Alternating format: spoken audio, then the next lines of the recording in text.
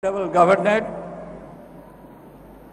of Andhra Pradesh and Telangana, Sri ESL Narasimhan, Honorable Chief Minister K. Chandrasekhar Rao, Chief Minister of Telangana, Sri Bandaru Dattatray, Union Minister of State for Labour and Employment, Sri Kadian Srihari, Deputy Chief Minister and Education Minister, Government of Telangana, Dr. Keshav Rao, Member Parliament, Dr. Banthu Rammohan, Mayor Greater Hyderabad Municipal Corporation, Professor S.R. Ramchandran, Vice Chancellor, Osmania University, Professor Chaudhary Gopal Reddy, Registrar, Osmania University, members of the Executive Council, academic, Senate, faculty members, distinguished guests, dear students, ladies and gentlemen. It's indeed a proud privilege for me to be present amidst you on this occasion when you are initiating the 100 years of your prestigious institution, Osmania University of Hyderabad. 100 years ago, on this day, a visionary, Mir Osman Khan, the last Nizam of Hyderabad, had a vision, had a dream to establish an institution, a university in Hyderabad, which will be of world standard. Since then, 100 years have passed, and these 100 years, from 1917 to 2017, world saw many momentous changes, including the momentous change in your own state. The international world has witnessed. Remember the year 1917, when the First World War was in its peak and declining, to be concluded in 1918. Thereafter, another war within 20 years of Versailles Agreement, which drew the final conclusion of the First World War. In other words, in the first 50 years of the last century, world saw two devastating wars. World also saw the birth of a new nation on the midnight of 14th, 15th August, when half of the world was asleep. India awoke from the slumber of all 190 years foreign rule, and a new dawn began.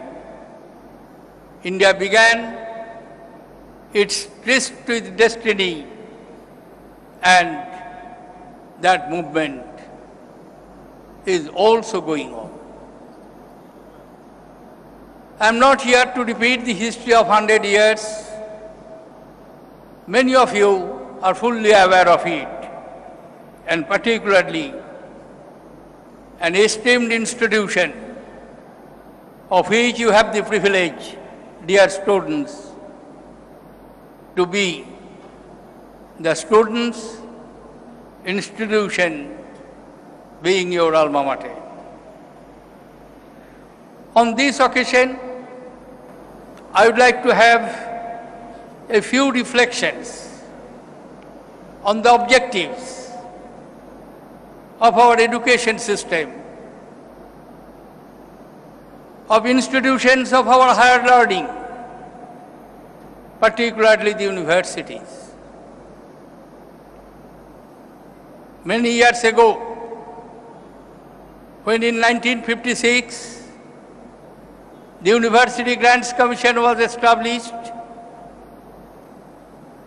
Pandit Jawaharlal Nehru, the Prime Minister of India at that time, made an observation and outlined the objective of an university. University would be a place of higher learning, would be a place of creating liberal and environment. It would be a place where free exchanges of views, ideas will be exchanged. It will be a place where mighty minds, both in the form of teachers and students, would interact with each other without any bondage, without any external imposition. I do feel that is the ideal objective of the university, an institution of higher learning. And we had that. We had, over a very long period of time, not 1 or 2 years, but almost 100 years, over centuries, almost 15 to 1600 years, India had a leading role in the field of higher education in the international community. Institutions like Takshashila, which is now in Pakistan, institutions like Nalanda, Bikramshila, Odanpuri or Sombihar, all of them are in ruins now. But for 1300 years, they brought the mighty mind, talent from all over the world in the form of teachers and students who met, exchanged their views, advanced the learning on the basic principles of humanism. Osmania University was established with this dream that it would be an institution of excellence where free minds will meet freely, exchange ideas, views, interact, and live in peaceful coexistence. Today, when we look at, there is no doubt there has been huge development of higher educational infrastructures. Right now, when I am speaking before you, there are 757 universities, including 16 IITs, 30 NITs, scores of IISERs, institutes of higher management. Quite a few of them have made their marks. Take the examples of the IITs. Originally it was 8 when it started. And I am told that most of the IITs, particularly the old IITs, had almost 100% campus recruitment. The IIT graduates They are providing the leadership.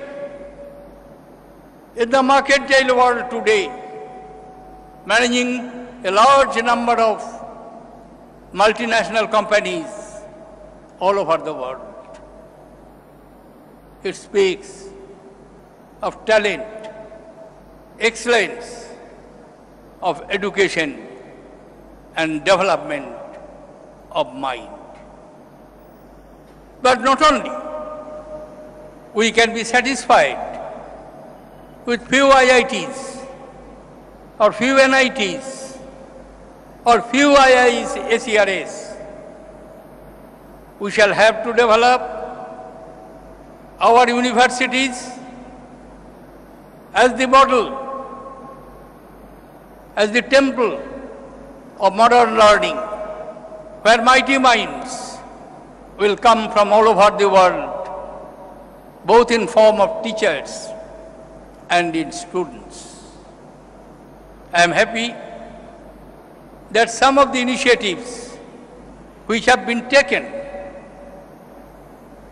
like GIAN, through which networking today Indian universities are in position to avail 800 world-class experts to our educational institutions and to our teachers. As President of the Republic, in my capacity, I am the ex officio visitors of more than 100 central institutions. And for the last 5 years, when I assumed this office, almost like a parrot, in every educational congregation,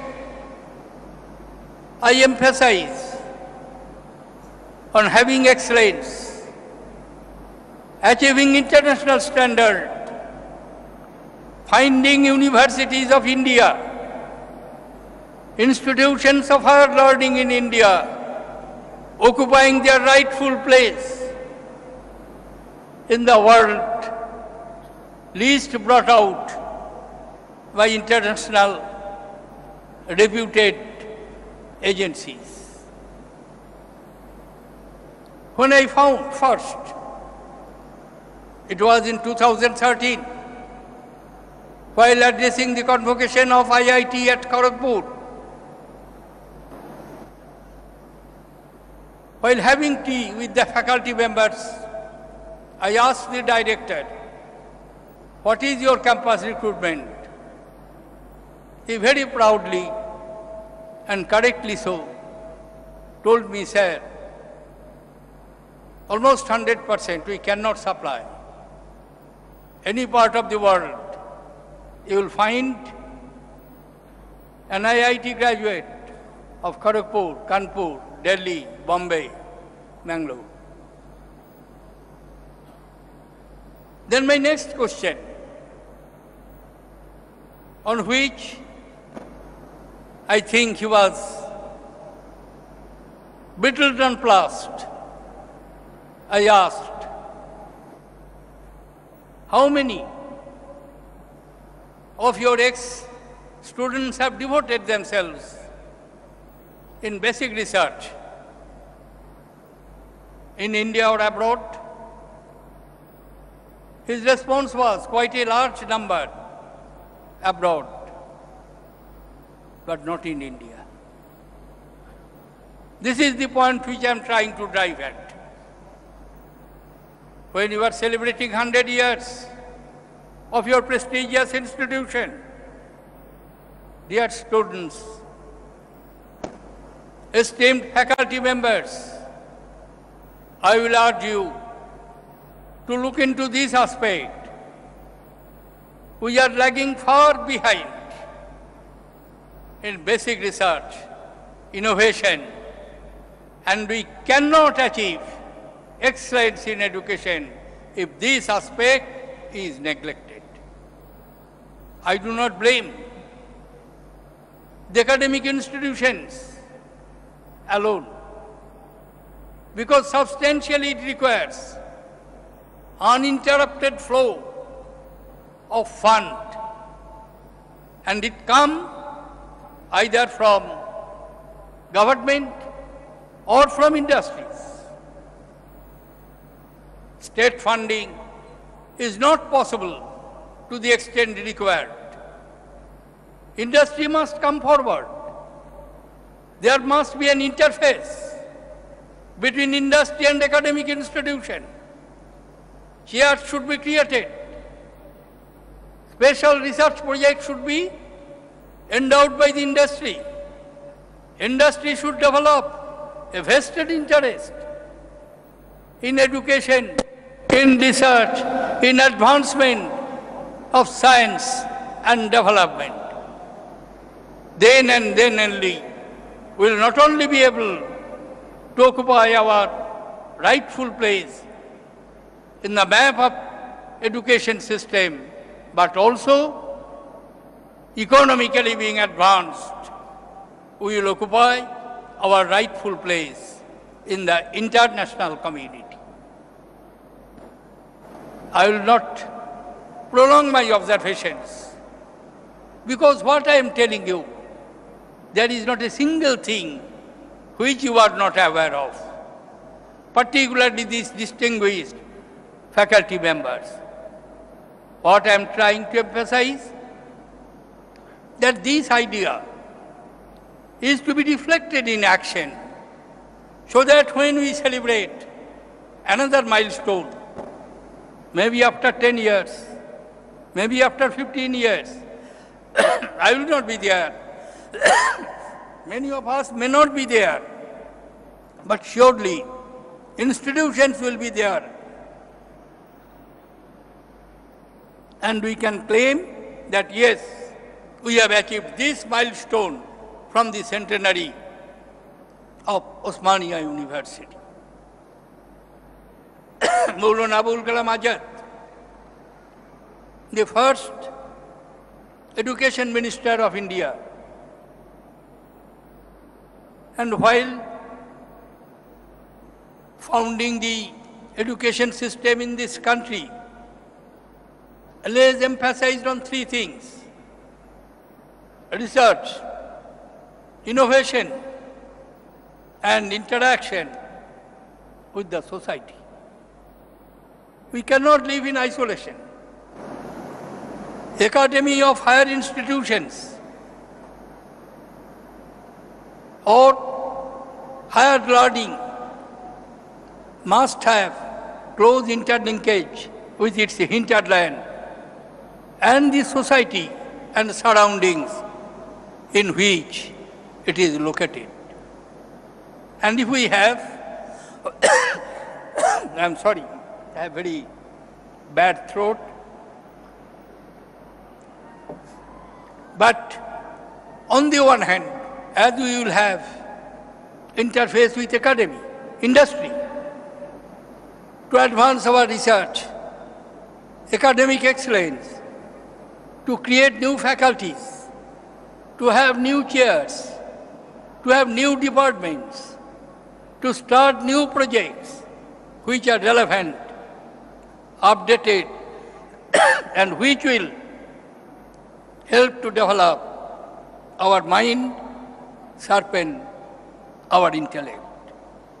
On the other hand, we shall also have to try to resolve the problems of the locality, the problems which can be solved easily,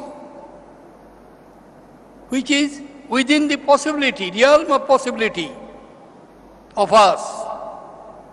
If we do that, then the institutions will also have its deep root, not only in its academy, in its students, but also the society at large. I am deeply grateful to the authorities of the university for inviting me to participate your joyous centenary celebration. And on this occasion, I can only wish you Godspeed, all success in your mission, in the mission of the founder to have an excellent institution in Osmania University of Hyderabad. Thank you, dear students, ladies and gentlemen. Jai Hind.